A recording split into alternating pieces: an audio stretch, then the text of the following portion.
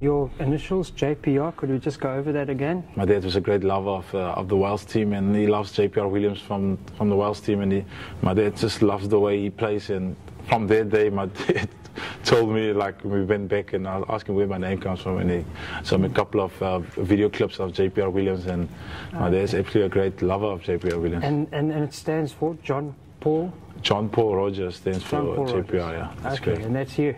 I'm JPR Pietersen, JPR Williams, yeah. When you were young, did you see yourself as a forward or a back? Yeah, when I was young, I'm actually, when I was primary school, I started playing in a back line, and then I started growing fast, and then, you know, in the coloured areas, I was the tallest in the whole team, so I didn't have a choice. It's just like, you're the tallest, you have to go play lock because we need you in the lineouts, and from that, it stuck with me from standard 6 onwards till I was standard 9, and that's when I moved way back to the back line again. So that was the Western Cape, though?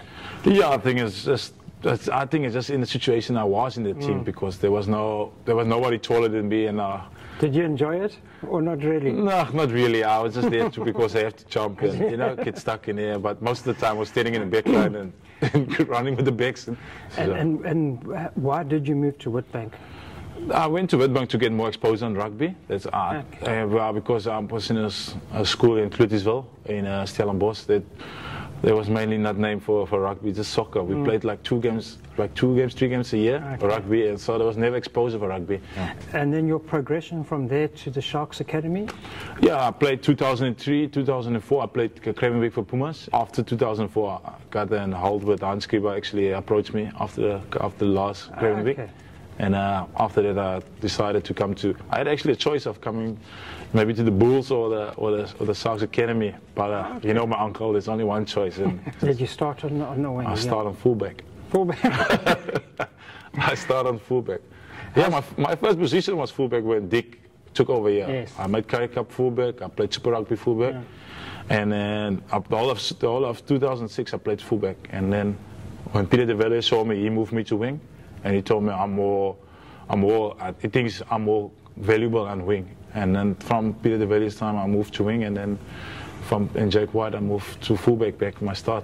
Have you seen your kicking game over the years? Yeah, way back there in 2006 and 2007, I don't even know about kicking. So whatever, I just run the ball back and try to beat my opposition. That's how the way I grew up. I've always been an attacking guy that loves space, they love take plays on, and it worked for me the whole 2005, 2006, and I don't know, people get clever, the teams get clever, and I got more exposed.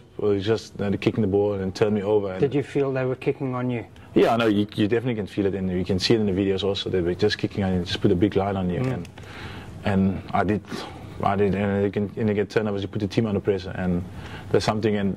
And then I started learning to kick, and Campo came, David Campisi, came in 2007 helping the Sharks out, and that's where I actually started developing my kicking from 2007 onwards.